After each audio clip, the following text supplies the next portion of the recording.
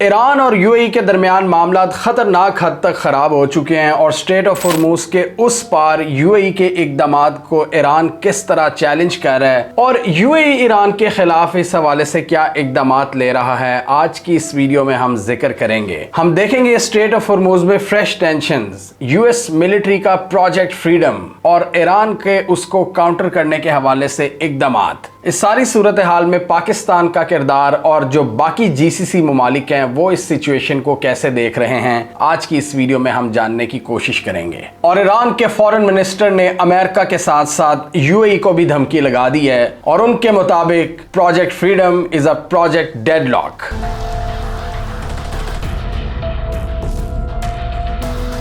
तो पिछले एक दो दिनों में स्ट्रेट ऑफ हॉर्मुज के इर्द गिर्द सिचुएशन एक बार फिर गर्म हो गई है। अमेरिका ने प्रोजेक्ट फ्रीडम का ऐलान किया है कि हम कश्तियों को सेफ पैसेज प्रोवाइड करेंगे, उनको गाइड करेंगे। ईरान की आईआरजीसी ने रिस्पॉन्ड किया कि अगर इस इलाके में मिलिट्री वेसल्स आएंगी तो उनको तबाह बर्बाद कर दिया जाएगा और इस सिलसिले में हमने कुछ झड़पें भी देखी हैं। ईरान ने वार्निंग शॉट्स फायर किए हैं, जबकि यूएस की सेंटकॉम के मुताबिक हमने 2 कश्तियों को यहां से निकाला है, यानी ईरान के सामने। ईरान इसको डिनाई कर रहा है। इस हवाले से कुछ मजीद इंटरेस्टिंग डिटेल्स भी हैं जो हम अभी आगे देखेंगे। लेकिन इस सारी सूरत हाल में हमने क्या देखा कि यूएई की जो फुजैरा पोर्ट है उसकी ऑयल फैसिलिटी पर हमला हुआ है। अब ईरान के जो ऑफिशियल हल्के हैं उन्होंने इसकी जिम्मेदारी कबूल नहीं की, लेकिन उन्होंने ये जरूर कहा है कि ये यूएस के मिलिट्री एडवेंचरिज्म का शाखसाना है, यानी उसकी बदौलत हुआ है। यूएस इस इलाके में एंटर हुआ है तो उसने अपने और अपने सारे एलाइज को खतरे में डाल ली है, लिहाजा हम इनको वार्न करते हैं कि इस इलाके से निकल जाएं। इस पोर्ट फैसिलिटी पर जो हमला हुआ है उसमें 3 इंडियन नेशनल्स के जख्मी होने की भी इत्तलात हैं। इंडिया के प्राइम मिनिस्टर मोदी और पाकिस्तान के प्राइम मिनिस्टर ने भी इन हमलों को कंडेम किया है और इसके अलावा जो गल्फ स्टेट्स हैं उन्होंने भी इन हमलों को कंडेम किया है। फुजैरा पोर्ट पर अगर ईरान ने अटैक किया है तो इसके जरिए उनको ये मैसेज देने की कोशिश की गई है कि आप स्ट्रेट ऑफ हॉर्मुज पर हमारे लगाए हुए ब्लॉकेट को नहीं तोड़ सकते और आप यहां से नहीं निकल सकते। हमारी रीच फुजैरा पोर्ट तक भी है और आईआरजीसी के नए मैप के जारी होने के साथ ही फुजैरा पोर्ट पर यह हमला देखा गया है, जिससे ईरानियंस ने यूएई को अपनी रीच का बताया है, उस हवाले से पैगाम दिया है कि ये मत सोचना कि फुजैरा हमारी रीच में नहीं है। अब यूएई की बात करें तो वहां पर एक पैनिक की सिचुएशन नजर आ रही है, लेकिन वो ईरान को रिस्पॉन्ड करने की पोजीशन में नहीं है। वो सिर्फ एयर डिफेंस सिस्टम्स के जरिए ईरान के बैलिस्टिक मिसाइल्स को रोक रहे हैं और कौन से एयर डिफेंस सिस्टम्स के जरिए, जो उनको इजराइल ने प्रोवाइड किए हैं। जी हां, ये तो हमने इस रिपोर्ट में देख लिया था इस वीडियो में कि किस तरह इजराइल ने अपना आयरन डोम सिस्टम भी इनको दिया है। मतलब यूएई इस वक्त पूरी दुनिया में इजराइल का एक टॉप एलाय बनकर इमर्ज हो रहा है। जहां पर यूरोपियन एलाइज इनको छोड़ गए, जीसीसी ने इतनी लिफ्ट नहीं करवाई। जीसीसी में से एक प्लेयर ने बगावत की और वो सीधा जाकर इजराइल के साथ बैठ गया है। और इन हमलों के बाद अमेरिकन की जो झड़पें हुई हैं ईरानियंस के साथ, इसमें आप यूएई के सोशल मीडिया अकाउंट्स को देख सकते हैं कि वो किस तरह पंप कर रहे थे यूएस वालों को कि मारो ईरानियंस को। और इससे पहले भी हमने देखा था कि यूएई जब ओपेक से निकला है उससे पहले मल्टीपल आर्टिकल्स आ रहे थे जो अभी तक रहे हैं। जो यूएई के थिंकर्स हैं, जो यूएई का मीडिया है, वो क्या लिख रहा है कि गल्फ का इत्तेहाद फेल हो चुका है, उसने हमें प्रोटेक्ट नहीं किया। उनको बेसिकली गुस्सा ये है कि सऊदी अरब ने एक डिसाइसिव एक्शन क्यों नहीं लिया ईरान के खिलाफ, ईरान के हमलों के खिलाफ। और अब वो पूरी तरह से रिलाय कर रहे हैं इजराइल और अमेरिका के ऊपर और अपना जो सारा गुस्सा है, सारी फ्रस्ट्रेशन है, वो गरीब वर्कर्स पर निकाल रहे हैं, पाकिस्तानियों को निकाला जा रहा है। ये हमने कल की वीडियो में देखा था कि किस तरह हजारों पाकिस्तानियों को निकाला जा रहा है और उनको उनके बैंक अकाउंट्स की एक्सेस भी नहीं दी जा रही, उनके जो एसेट्स हैं वो विड्रॉ करने की इजाजत नहीं। और ये हमने तकरीबन 1 महीना पहले ही देख लिया था कि जो लोग यूएई की क्राइसिस की वजह से वहां से निकलना चाह रहे थे, यूएई उनको अपने असासे मूव करने की इजाजत नहीं दे रहा था, क्योंकि यूएई ये समझता है कि इससे इनकी इकोनॉमी क्रिपल हो जाएगी, जो ऑलरेडी हो चुकी है। उनकी मार्केट से hundreds of billions of dollars निकल चुका है, वाइप आउट हो चुका है। बड़े इन्वेस्टर्स को तो वो नहीं रोक सकते, लेकिन जो छोटे छोटे कम इन्फ्लुएंस वाले इन्वेस्टर्स हैं उन पर उनका दबाव चल रहा है, और उसमें से पाकिस्तानी भी हैं। पाकिस्तानियों की बड़ी जायदादें हैं, आपको पता है, जो इन्होंने प्रॉपर्टीज खरीदी हुई हैं, रियल एस्टेट में लगाया हुआ है, और कई पाकिस्तानियों की जिंदगी भर की मेहनत जाया हो चुकी है और उनको डिपोर्ट किया जा रहा है सिर्फ इस गुस्से में और इस शक में कि वो ईरान के सिंपथाइजर हैं। जबकि पाकिस्तानी नेशन की बात करें तो हमारी हिस्टोरिकली ये अप्रोच रही है कि जिस पर जुल्म होता है हम उसके साथ खड़े होते हैं, ऑप्रेस्ड लोगों के। हम ऑप्रेसर का साथ नहीं देते, चाहे कश्मीर हो चाहे फलस्तीन हो। और इसलिए पाकिस्तानी इस ईरान जंग के भी खिलाफ हैं कि आपने ईरान पर क्यों हमला किया, जिसकी वजह से ये रीजन डिस्टेबलाइज हो जाएगा। हमने अफगानिस्तान पर हमले के कॉन्सिक्वेंसेस देखे हैं। पहले रूस ने आकर यहाँ पर तबाही मचाई, फिर अमेरिका ने, उसके असरात हम आज तक भुगत रहे हैं। तो हम ये अफोर्ड नहीं कर सकते कि हमारा एक और नेबर उसको तबाह बर्बाद किया जाए, जिसकी वजह से एक ह्यूमैनिटेरियन क्राइसिस जन्म लेगा और हमारे साउथ वेस्टर्न बॉर्डर्स पर BLA मजीद इम्बोल्डन होगी इस सूरत हाल की वजह से। पाकिस्तानी इस इलाके को बड़ी अच्छी तरह समझते हैं, इसलिए पाकिस्तानी ऑप्रेसर का साथ नहीं देते। लेकिन अमेरिका के साथ साथ शायद ये बात UAE भी नहीं समझ सकता, क्योंकि उनकी दोस्तियां ज्यादा उसी ग्रुप के साथ हैं जो हमले लॉन्च करती हैं। तो यहाँ पर UAE वाले क्या कह रहे हैं, उनका सोशल मीडिया पाकिस्तानियों को लताड़ है, ईरानियंस को लताड़ है, सऊदीस को लताड़ है, GCC को लताड़ है कि तुम लोगों ने एक्शन क्यों नहीं लिया ईरान के खिलाफ। पाकिस्तानियों का मजाक उड़ाया जाता है, तस्वीरें लगाई जाती हैं कि हमारे दुबई सिटी का ये जो एक ग्लैंस है ये तुम्हारी ओवरऑल इकोनॉमी से बड़ा है, इसका इकोनॉमिक वॉल्यूम। अब ये भी एक अलग बहस है कि इनके ये सारे शहर किस तरह खड़े हुए, इनकी तादाद कोई बहुत ज़्यादा नहीं है, 2-3 शहर ही हैं, वो भी साउथ एशियंस की ही मेहनत से बने हैं। और उनके साथ जितनी एक्सप्लॉयटेशन की गई है, जितने ह्यूमन राइट्स के मसले रहे हैं, उससे कोई इनकारी नहीं है। जिन कंडीशंस में हमारे लेबर्स और वर्किंग क्लास रहती है ये UAE वगैरह के अंदर, ये हम सब जानते हैं। उनकी बेस पर ये सारा इंफ्रास्ट्रक्चर खड़ा हुआ है। इसके अलावा भी टॉप से लेकर लोअर मैनेजमेंट की बात करें तो पाकिस्तानी छाए हुए हैं, इंडियंस का किरदार है, बांग्लादेशियों का किरदार है। लेकिन पाकिस्तानियों के साथ अब उनको एक नफरत हो रही है। उसकी मल्टीपल रीजंस हैं कि पाकिस्तान ने ओवरऑल GCC का साथ क्यों दिया, सऊदी अरब के साथ डिफेंस पैक्ट क्यों किया, ईरान के लिए रास्ते क्यों खोले। ये भी हमने एक्सप्लेन किया था कि अच्छे वक्तों में ईरान पर सैंक्शंस की वजह से ईरान ने दुबई से बहुत फायदा भी उठाया है, उनकी पोर्ट्स को इस्तेमाल किया है। लेकिन अब वो पाकिस्तानी पोर्ट्स का इस्तेमाल कर रहे हैं क्योंकि स्ट्रेट ऑफ हॉर्मूज तो बंद है। तो पूरी दुनिया की ट्रेड, चाहे स्ट्रेट ऑफ हॉर्मूज का रास्ता हो या बाबुल मंडप और रेड सी से आने वाली ट्रेड, वो इस वक्त पाकिस्तानी पोर्ट्स पर डॉक कर रही है और जबल अली और फुजैरा पोर्ट की इंपॉर्टेंस में कमी हो चुकी है। ये चीज UAE को शदीद पैनिक में मुब्तला कर रही है। और इस वक्त हम ये भी देख रहे हैं कि सोशल मीडिया पर वो जितना पाकिस्तान और ईरान के खिलाफ बोल रहे हैं, उतना ही अग्रेसिव रिस्पॉन्स पाकिस्तानी और ईरानियन कमेंटेटर्स उनको दे रहे हैं सोशल मीडिया पर। और इवन जो सऊदीज हैं वो भी इनसे गुत्थम गुत्था हैं सोशल मीडिया पर और ओवरऑल मीडिया स्पेस पर। और ये भी हमने देखा था, हमने आपको 2 महीने पहले इस वीडियो में बताया था कि एक सऊदी राइटर ने UAE को इजराइल का ट्रोजन हॉर्स करार दिया था, यानी ये इजराइल के ही यार हैं। और अब भी आप सिचुएशन को देखें तो UAE कंप्लीटली डिफेंस के लिए अमेरिका और इजराइल पर रिलाय कर रहा है। अमेरिका ने जब से प्रोजेक्ट फ्रीडम का ऐलान किया है, IRGC ने एक नया मैप जारी किया है, एक नया कंट्रोल मैप एरिया, जिसमें उनके मुताबिक हमारा कंट्रोल है स्ट्रेट ऑफ हॉर्मूज पर। और यहाँ पर एक और बहुत बड़ा सेटबैक लगा है UAE को। UAE की जो फुजैरा पोर्ट है, उन्होंने वहां तक भी अपना कंट्रोल इस्टेब्लिश कर लिया IRGC ने। वेस्टर्न साइड पर बात करें, ईरान के जो कशम आइलैंड की वेस्टर्न मोस्ट टिप है वो जा रही है UAE की उम्मुल कुवैन के इलाके में। और ईस्टर्न साइड की जो लाइन IRGC ने ड्रॉ की है वो माउंट मुबारक ईरान को कनेक्ट करेगी UAE की फुजैरा पोर्ट से।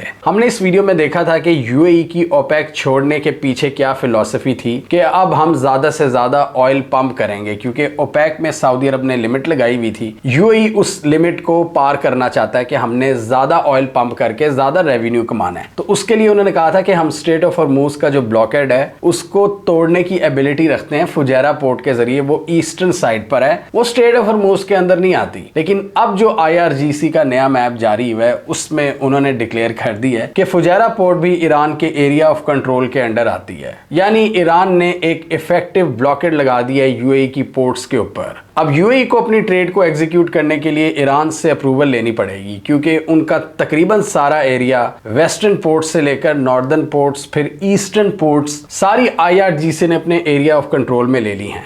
और यहाँ से इनका प्लान था फुजैरा पोर्ट से निकलने का और बाकी दुनिया में फैल जाने का, जो कि ईरान ने अब क्रश कर दिया है। और इसकी वजह से हम देख रहे हैं कि पाकिस्तानी पोर्ट्स को एक बूस्टर मिल रहा है, चाहे गवादर हो या कराची हो, और पाकिस्तान को इस अपॉर्चुनिटी से फायदा उठाना चाहिए। अब स्ट्रेट ऑफ हॉर्मूज के अंदर जो नई टेंशंस ने जन्म लिया है अमेरिका के प्रोजेक्ट फ्रीडम के ऐलान के बाद और IRGC के एग्रेसिव मूव्स के बाद, UAE की पोर्ट फुजैरा पर हमले के बाद, UAE ऑफिशियल्स ने ईरान को सोर्स ऑफ डेंजर करार दे दिया है। उन्होंने कहा कि ये खित्ते के लिए एक बहुत बड़ा खतरा है जिसको रोकना होगा और इनको मारना होगा। और हम देख रहे हैं कि ग्लोबल प्लेटफॉर्म्स पर भी इनके जितने भी नुमाइंदे हैं ये ईरान के खिलाफ मजीद सख्ती का मुतालबा कर रहे हैं और पूरी तरह से अमेरिका के साथ हैं। और इवन ये जो ओपेक छोड़ने का फैसला था इसने भी अमेरिका को खुश किया है। ये हम सबको पता है कि अमेरिका ऑयल सप्लाईज में तेजी चाहता है पूरी दुनिया में, और डोनाल्ड ट्रंप की तो ये भी ख्वाहिश है, वो अपने मुंह से कह चुके हैं कि जब इस जंग का खात्मा होगा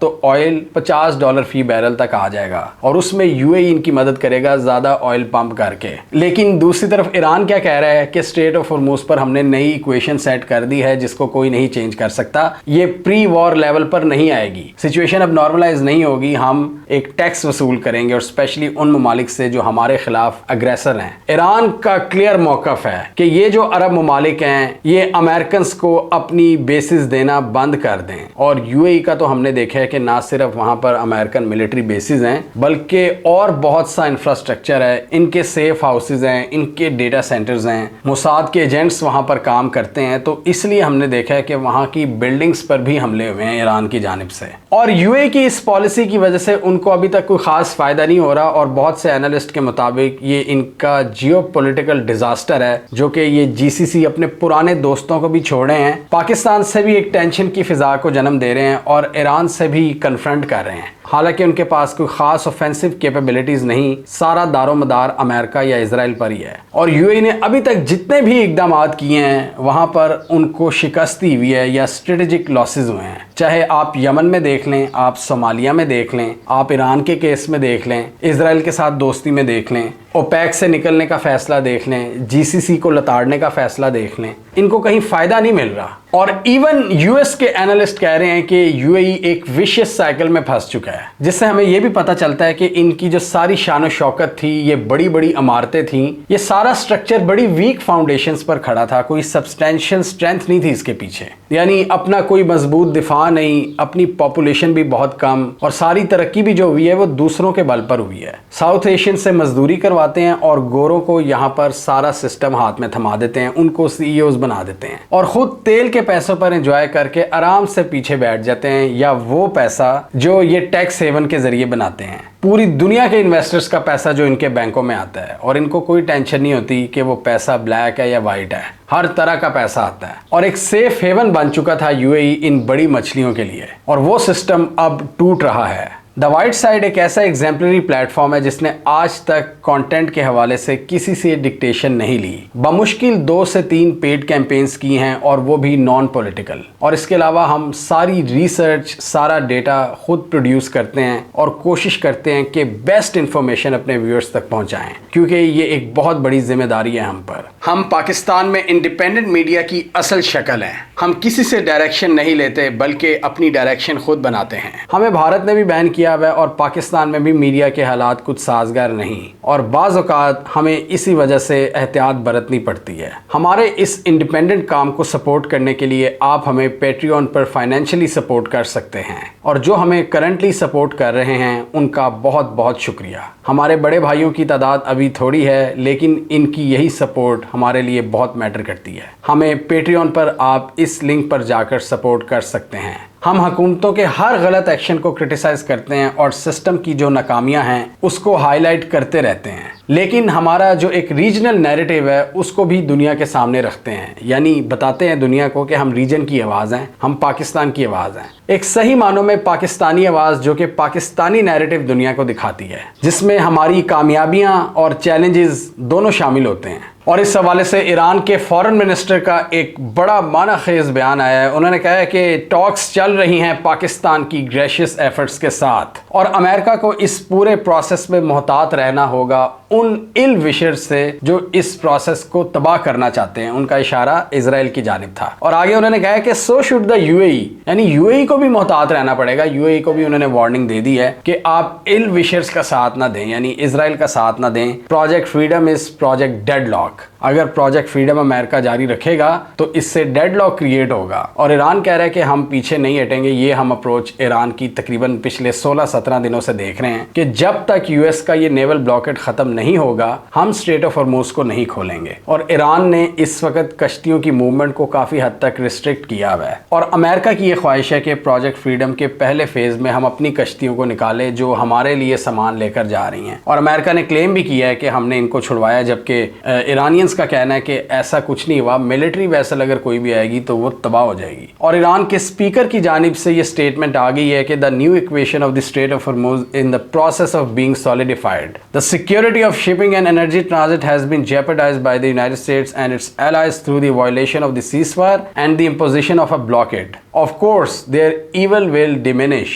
अब दूसरी तरफ अमेरिका के प्रोजेक्ट फ्रीडम की बात करें तो इस हवाले से सेंटकॉम के जो कमांडर हैं ब्रैडली कूपर, उन्होंने कुछ चीजें बताई हैं, कुछ टेक्निकल डिटेल्स बताई हैं कि हम मल्टीपल डिफेंसिव लेयर्स की स्ट्रेटजी को अपनाते हुए यहाँ से कश्तियों को एस्कॉर्ट कर रहे हैं। उनके मुताबिक हमारे पास बहुत से हेलीकॉप्टर्स, ड्रोन्स, फाइटर जेट्स और वॉरशिप्स हैं जो कि इन कश्तियों को बाहिफाजत स्ट्रेट ऑफ हॉर्मुज़ से निकाल रही हैं और एक डिफेंसिव अम्ब्रेला हम बनाते हैं उन कश्तियों के ऊपर जिनको हमने स्ट्रेट ऑफ हॉर्मुज़ से निकालना होता है। और जैसे मैंने पहले कहा कि अमेरिकन की कोशिश है कि पहले वो अपनी कश्तियों को यहाँ से निकाले, जो कमर्शियल वेसल्स हैं जिनके अंदर ट्रेड का सामान है या तेल है, उसको वो निकालना चाहती हैं। और जंग से पहले स्ट्रेट ऑफ हॉर्मुज़ से डेली 120 कमर्शियल वेसल्स पास करती थी, जिनका नंबर अब बहुत कम हुआ है, 4 से 5 या 12 के करीब है। तो एक्सपर्ट्स के मुताबिक अमेरिका के पास अभी वो इतनी कैपेबिलिटी नहीं है कि वो 120 शिप्स को डेली एस्कॉर्ट कर सके, क्योंकि इसके लिए आपको बेपनाह रिसोर्सेज और उनको एग्जीक्यूट करने के लिए रकम चाहिए और दूसरा ईरानियन हमलों का भी खतरा है। इसलिए इन्होंने ईरान को डराने के लिए वहां पर एक हमला भी किया है, जिसका ईरान के मुताबिक इसमें सिविलियन मौजूद थे और 5 सिविलियन मारे गए हैं अमेरिकन अटैक में।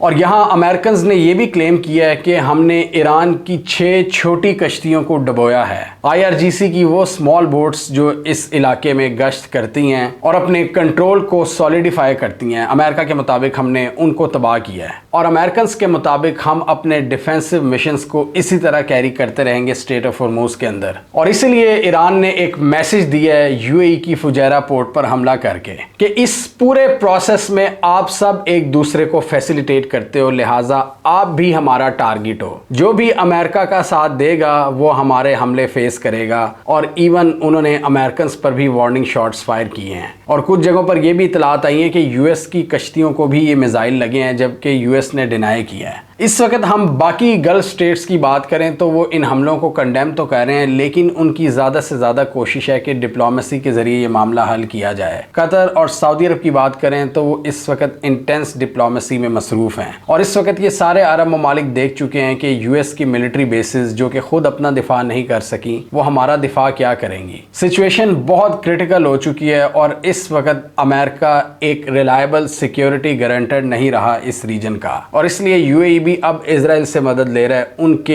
एयर डिफेंस सिस्टम्स की मदद से, उनके एयर डिफेंस सिस्टम्स का इस्तेमाल करके। और यहाँ पर डेफिनेटली अमेरिका को एक बहुत बड़ी स्ट्रेटेजिक डिफीट का सामना करना पड़ा है, जो इनकी बेसिस को बड़ा नुकसान पहुंचाया है ईरान ने। पिन पॉइंट अटैक्स करके अपने एलाइज की मदद के साथ जो सैटेलाइट टेक्नोलॉजी और इंफॉर्मेशन इनको प्रोवाइड की गई। ईरान का इस इलाके में सबसे बड़ा एज उनका अपना डिफेंसिव डॉक्ट्रिन है, मोज़ैक डिफेंस डॉक्ट्रिन, जिसके तहत उनके लोकल कमांडर्स ये सब कुछ मैनेज करते हैं और टॉप लीडरशिप से उनको अप्रूवल की ज़रूरत नहीं। और यही एक बहुत बड़ी रीज़न है कि अमेरिका अभी दोबारा ईरान पर हमले नहीं कर रहा। उनको पता है कि उससे कोई स्ट्रेटेजिक ऑब्जेक्टिव हासिल नहीं होगा। टैक्टिकल विक्ट्री तो हासिल हो जाती है, लेकिन लॉन्ग टर्म में क्या उसका एडवांटेज होगा कि जब IRGC भी उसी तरह हमले लॉन्च करती रहेगी, उनकी मिसाइल कैपेसिटी भी वहीं पर मौजूद है। और इसके अलावा अरब ममालिक में भी एक पैनिक है कि अगर ये जंग शुरू होती है तो हम पर हमले होंगे। ईरान क्लियर धमकी धमकी लगा चुका है इन सबको। तो इसलिए अमेरिकन का डायरेक्ट मिलिट्री एक्शन इस वक्त एक बहुत बड़ा चैलेंज है उनके लिए, और इसलिए फिर हम देख रहे हैं कि अभी उनकी कार्रवाइयां समंदर तक महदूद हैं। उनकी जो फिजिकल बेसिस थी उन पर एक्टिविटी बहुत महदूद हो चुकी है, तो इसलिए अब वो ज़्यादा एक्टिव समंदरों के अंदर है। और अमेरिका ने भी कुछ तो दिखाना है ना दुनिया को, हम सुपर पावर हैं और उनको भी फेस सेविंग चाहिए, तो उन्होंने ईरान को तंग करना है। और ये हमने इस वीडियो में डिस्कस किया था कि इस तरह के ब्लॉकेड ईरान की ट्रेड का कुछ नहीं बिगाड़ सकते। ईरान के पास पाकिस्तान का रास्ता है, अफगानिस्तान का रास्ता है, सेंट्रल एशिया का रास्ता है, कैस्पियन सी का रास्ता है, वो रूस और चाइना से भी कनेक्ट कर जाता है, और अपने पूरे रीजन से भी वो बासानी लैंड के जरिए कनेक्ट करता है, तुर्की से कनेक्ट करता है, और स्ट्रेट ऑफ हॉर्मूज का कंट्रोल उनके पास है।